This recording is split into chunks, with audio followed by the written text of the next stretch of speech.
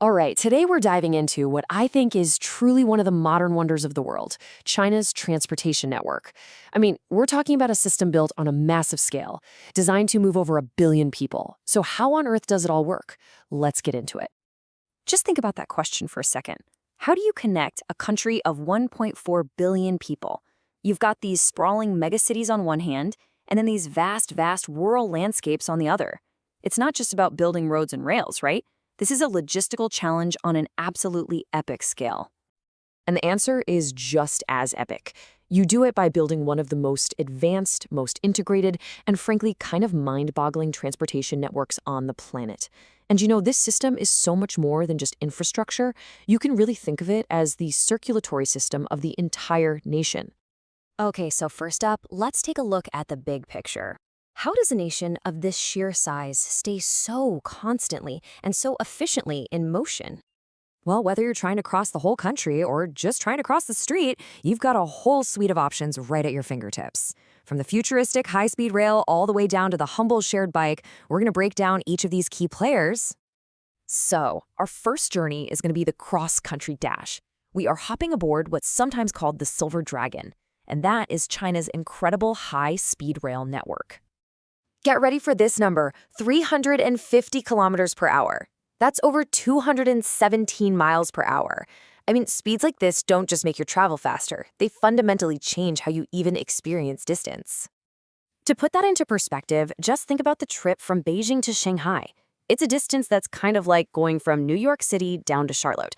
The old way, you were looking at a super long drive or the whole hassle of dealing with airports. But the new way? High-speed rail. You're there in about 4.5 hours. You just settle into your seat and you go. It is a complete and total game changer. And here's the really cool part. This network isn't just for connecting the giant megacities like Beijing and Shanghai. No way. It's so extensive that it weaves together all these smaller cities, making them accessible in a way they never were before. This really makes high-speed rail an essential choice for almost any kind of travel you're doing. Okay, so we've zipped across the country. Now, let's zoom in a bit and dive into the urban jungle. How do you actually master the megacity and start commuting like a local? Picture this. You step off that super fast train, you find yourself in a bustling Beijing station, surrounded by, like, 20 million people. So, now what? What's your next move? How do you even begin to navigate this sprawling city? Well, you've got two main workhorses for public transit. The subway is your absolute champion of punctuality because it runs right underneath all the city's famous traffic. It's perfect for hitting tourist attractions or just getting to a meeting on time. Buses, on the other hand, they offer incredible coverage for a really low cost, but you are kind of at the mercy of that traffic. You know, in China's major cities, the subway isn't just an option. It's often the lifeline of the city. These systems are incredibly clean, super efficient, they're clearly signed in English, and they're so extensive, they can get you pretty much anywhere you need to go. It's really the go-to choice for millions of commuters every single day. But what about those shorter trips? Or what about when you get out of the subway station and you still have to get to your final destination? That's where we look at your personal ride options for covering that final mile. First up is Didi.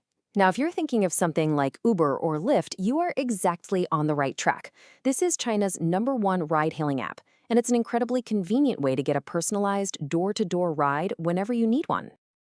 And for the really short trips, there has been an absolute explosion of shared bikes. They are perfect for those quick little trips that are maybe a bit too far to walk, but feel kind of silly to call a taxi for. It's a brilliantly simple solution that has just blanketed Chinese cities. And using them could not be simpler. Seriously, you just find a bike on the street, you scan the little QR code on it with your phone, and that's it. You're riding. It's a super affordable and eco-friendly way to see the city up close. So we've covered the trains, the subways, and the personal rides. Let's wrap this all up now by putting together the Essential Traveler's Toolkit, your practical guide to actually using this amazing system. Ultimately, your smartphone is your best friend here. There are two essential apps you'll want. One is AMAP, which is known locally as Gade, for all your maps and navigation. And of course, Didi, for booking a ride. With just these two, you can explore almost any city with total confidence. But you know, this is about more than just the practical stuff.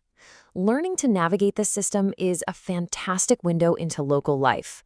You get to see how people commute, how they socialize, really how the city breathes. It connects you to the rhythm of the place in a way that a tourist bus never, ever could. And that really leaves us with one final thought.